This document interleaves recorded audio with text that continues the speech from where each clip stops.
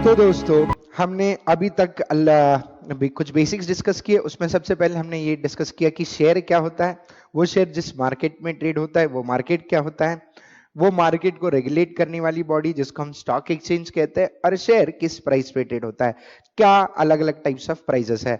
तो ये डिस्कस करने के बाद अब आइए थोड़ा सा डिटेल डिस्कशन कर लेते हैं। जिन मार्केट में हम ये शेयर्स का ट्रेडिंग करते हैं जिसको हम कहते हैं शेयर मार्केट, बेसिकली ये मार्केट है क्या? तो मार्केट को क्लासिफाई किया गया है दो पार्ट्स में, जैसे कि आप आपके स्क्रीन पे देख रहे हो कि दो प्रकार के मार्केट होते हैं। एक होता है प्राइमरी मार्केट और दूसरा होता है सेकेंडरी मार्केट। सर हम बिल्कुल इस चीज को नहीं जानते, आप थोड़ा सा अच्छे से एक्सप्लेन करेंगे तो बेहतर रहेगा। तो दोस्तों ये मार्केट्स है क्या, आइए एक एग्जाम्पल के तहत समझ लेते हैं कि प्राइमरी मार्केट एग्जैक्टली है क्या और सेकेंडरी मार्केट क्या है। तो दोस्तों अब जो भी शेयर्स मार्केट में ट्रेड होते हैं वो किस प्रकार से ट्रेड होते हैं, अब ये पूरे ट्रेडिंग जो हम अभी डिस्कस करने वाले हैं इन सब के ऊपर सेबी की नजर होती है। सर ये सेबी क्या है, आगे के डिस्कशन में हम बताएंगे आपको सेबी क्या है। ठीक है, सेबी ये गवर्नमेंट बॉडी है, ऐसे समझ लीजिएगा, जो आपकी पूरी ट्रेडिंग के ऊपर नजर रखती है ताकि किसी का भी इसमें नुकसान यानी कोई भी किसी को बेवकूफ न बना सके, कोई भी किसी को फंसा न सके। तो लोगों का पहले नुकसान होता था, रीजन बीइंग लोगों को बेवकूफ बनाया जाता था, कुछ कंपनी ठगती थी, ये न हो इसलिए ये रेगुलेटर आ गया जिसको हम कहते हैं सेबी। अब उसके बारे में हम आगे डिस्कशन करेंगे, लेकिन बेसिकली हम आपको मैकेनिज्म समझाते हैं कि ट्रेडिंग कैसे होता है और प्राइमरी मार्केट और सेकेंडरी मार्केट क्या होता है। जैसे कि एक एग्जांपल के तहत कोई कंपनी है, वो कंपनी अपने शेयर्स पब्लिक को इशू करना चाहती है। जब पहली बार कंपनी शेयर्स इशू करती है तो उसको हम आईपीओ, इनिशियल पब्लिक ऑफर कहते हैं। तो ये जो आईपीओ है, जो पब्लिक इशू है, इनिशियली जब कंपनी शेयर्स इशू करती है तो ये शेयर्स डायरेक्टली पब्लिक को इशू किए जाता है। कंपनी ये शेयर्स डायरेक्टली जनता तक, आप तक पहुंचाएगी। अब आप तक शेयर पहुंचाने के लिए आपके और कंपनी के बीच में कोई मार्केट होना जरूरी है जहां से आपको ये शेयर पहुंचाए जाएंगे, उसी मार्केट को हम प्राइमरी मार्केट कहते हैं। तो प्राइमरी मार्केट बेसिकली वो मार्केट है जहां पे कंपनी अपने शेयर्स लेके आती है जिसको हम आईपीओ कहते हैं। ठीक है, कंपनी अपने शेयर्स लेके आती है, इन्वेस्टर्स ये शेयर्स पैसे देके खरीदते हैं, तो जिसको आप कहते हो purchasing the share directly from the company, यानी आप शेयर्स डायरेक्टली किससे खरीद रहे हो, कंपनी से। जैसे कि प्रीवियस एग्जांपल में हमने बताया था, रिलायंस इंडस्ट्रीज लिमिटेड ने इनिशियली अपना शेयर 10 रुपए में इशू किया था, आप लोगों को जनरल पब्लिक को इशू किया था।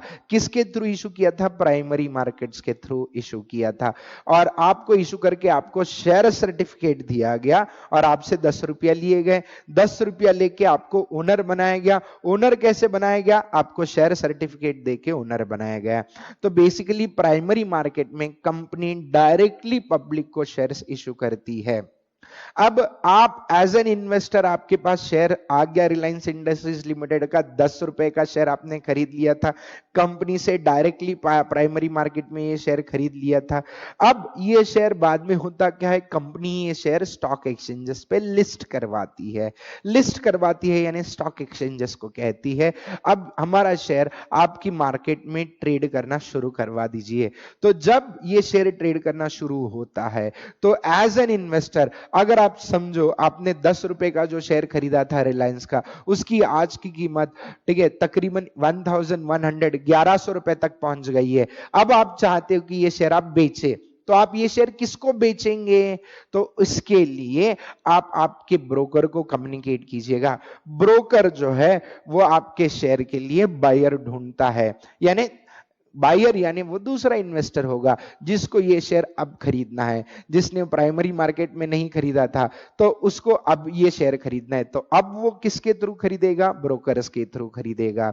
ये ब्रोकर किस मार्केट में ऑपरेट करते हैं? सेकेंडरी मार्केट में। तो सेकेंडरी मार्केट में बेसिकली क्या होता है, एक इन्वेस्टर का शेयर दूसरे इन्वेस्टर को बेचा जाता है ब्रोकर्स के थ्रू, और ये ब्रोकर्स के ऊपर कंट्रोल किसका होता है? स्टॉक एक्सचेंजेस का कंट्रोल होता है। है।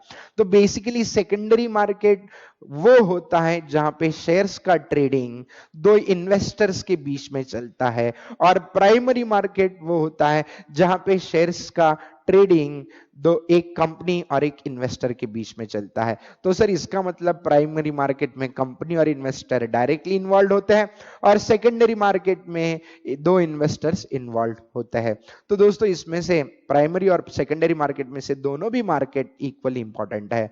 हमारे लिए as an investor secondary market बहुत ज्यादा इंपॉर्टेंट है, क्योंकि हम जब भी हमें पैसों की जरूरत पड़ेगी हम सेकेंडरी मार्केट में जाके ये शेयर्स बेच सकते हैं ब्रोकर्स के थ्रू, और वो brokers they are directly regulated by stock exchanges. ठीक है, so stock exchanges are regulated by SEBI. I hope आपको प्राइमरी और सेकेंडरी मार्केट का एक ब्रीफ आइडिया आ गया होगा।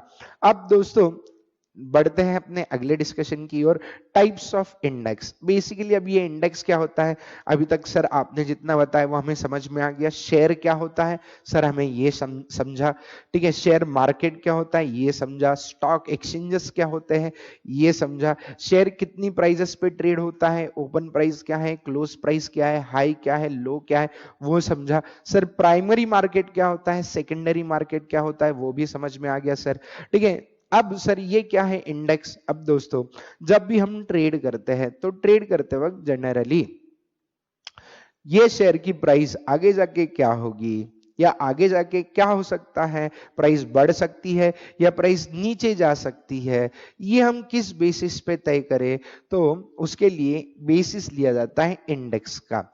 तो बेसिकली ये इंडेक्स क्या है, इंडेक्स ये एक एवरेज वैल्यू है। अब ये एवरेज वैल्यू कैसे कैलकुलेट की जाती है या इसका हमारे ट्रेडिंग के साथ क्या रिलेशन है, आइए ये समझने की कोशिश करते हैं। दोस्तों बेसिकली स्टॉक मार्केट्स में क्या एक ही कंपनी के शेयर्स ट्रेड होते हैं या बहुत सारे कंपनीज के शेयर्स ट्रेड होते हैं? जी हाँ, there are different types of companies जिनके शेयर्स सेकेंडरी मार्केट में ट्रेड होते हैं। तो सेकेंडरी मार्केट में बहुत सारी कंपनीज होती है जिनके शेयर्स ट्रेड होते हैं। अब ये सारे कंपनीज के शेयर्स के प्राइसेस का एवरेज हम बनाते हैं तो उस एवरेज को इंडेक्स कहा जाता है। तो दोस्तों index is nothing but the representation of prices of shares of different companies which are traded in the stock market. यानी सर इसका मतलब हम ये कह सकते हैं इंडेक्स ये ऐसी चीज है जो पूरे मार्केट के कंपनीज के शेयर्स के प्राइसेस का एक हमें ब्रीफ आइडिया देते हैं। जी हाँ, तो सर ये सारे कंपनी के शेयर के प्राइसेस का आइडिया जान के हम क्या करें, इससे हमें पता चलेगा कि पूरी इंडस्ट्री यानी पूरे जो जो इंडस्ट्रीज है स्टॉक मार्केट में, ठीक है, कौन सी इंडस्ट्रीज की प्राइसेस बढ़ रही है, किन इंडस्ट्रीज की प्राइसेस कम हो रही है, ये हमें पता चल सकता है। अगर आपकी प्राइसेस बढ़ रही है तो जिसको हम कहते हैं बुलिश ट्रेंड है। बुलिश ट्रेंड यानी अगर इंडेक्स बढ़ते जा रहा है तो इसका मतलब ये प्रतीत होता है कि आगे आने वाले समय में कुछ समय में आपके शेयर्स की प्राइसेस बढ़ेगी, क्योंकि ओवरऑल मार्केट पॉजिटिव सेंटिमेंट्स के साथ चल रहा है, जिसको हम बुलिश ट्रेंड भी कहते हैं। स्टॉक मार्केट में दो प्रकार के ट्रेंड्स होते हैं, आगे डिटेल में डिस्कशन होगा, यहाँ पे ब्रीफ में बताते हैं बुलिश और बियरिश ट्रेंड। बुलिश का मतलब जहां पे प्राइजेस सारे मैक्सिमम कंपनीज के जो भी स्टॉक एक्सचेंजेस में ट्रेड हो रहे हैं उनकी प्राइसेस बढ़ रही है, तो ऐसे ट्रेंड को हम बुलिश ट्रेंड कहते हैं। Bearish trend, bear, yes, bear का मतलब क्या है, बियरिश ट्रेंड का मतलब क्या है, ठीक है, यहाँ पे अंदाजा लगाया जा सकता है। जैसे कि चार्ट अगर आप देख रहे हो तो आपको यहाँ से प्रतीत होगा कि यहाँ पे प्राइसेस बढ़ रही है या कम हो रही है। दोस्तों कम हो रही है, तो क्या आने वाले समय में प्राइसेस बढ़ेगी या कम होगी, ठीक है, अगर ये हम जानना चाहते हैं तो हमें मदद लेनी पड़ती है इंडाइसेस की, इंडेक्सेस की। तो ये इंडेक्स हमें ये बताने की कोशिश करते हैं कि पूरे स्टॉक्स के ऊपर एट प्रेजेंट क्या इंपैक्ट हो रहा है, क्या बियरिश इंपैक्ट है या बुलिश इंपैक्ट है, ये बताने की कोशिश ये इंडेक्सेस करते हैं। तो बेसिकली इंडिया में अलग अलग टाइप्स ऑफ इंडेक्सेस में से एक है बीएससी सेंसेक्स नाम का इंडेक्स है, जो इंडिया का सबसे पुराना इंडेक्स है, ठीक है। BSc Sensex which was formed in 1978-79, ये सबसे पुराना इंडेक्स है, इसके लिए इसको barometer of Indian capital market भी हम कहते हैं या बेंचमार्क इंडेक्स भी कहते हैं। अब ये जब इंडेक्स 1978-79 में बनाया गया, उसमें टॉप 30 कंपनीज के स्टॉक्स लिए गए, शेयर्स लिए गए। ये 30 कंपनीज के स्टॉक्स को बेंचमार्क मान के ये इंडेक्स बनाया गया। अब वो इंडेक्स जो है एट प्रेजेंट तकरीबन 35,000 पॉइंट्स के आसपास ट्रेड हो रहा है। तो इसका मतलब क्या, ये 30 कंपनीज का अगर हम market capitalisation, average market indexed market capitalisation ले, तो आज वो 35,000 पॉइंट्स के आसपास है। कुछ सालों पहले ये 20,000 पॉइंट्स तक था, कुछ सालों पहले ये उससे भी कम था। इसका मतलब बुलिश ट्रेंड है, यानी सालों साल ये जो इंडेक्सेस है ये बढ़ते जा रहा है। इसका मतलब Indian stock market growing platform पे है, ये बताने का काम ये इंडेक्स करता है। अब दोस्तों, जैसे बीएससी सेंसेक्स है, ठीक है, वैसे निफ्टी 50 भी लाया गया, बनाया गया। निफ्टी 50 में 50 स्टॉक्स लिए जाते हैं। निफ्टी 50 में 50 स्टॉक्स लिए जाते हैं और 50 स्टॉक के प्राइजेस का एनालिसिस करके, ठीक है, हमें यह पता चलता है कि आने वाले समय में प्राइजेस बढ़ेगी या कम होगी। 50 स्टॉक्स जो है वो अलग अलग सेक्टर्स में से, तकरीबन 22 सेक्टर्स है, उन 22 सेक्टर्स में से ये 50 स्टॉक लिए जाते हैं।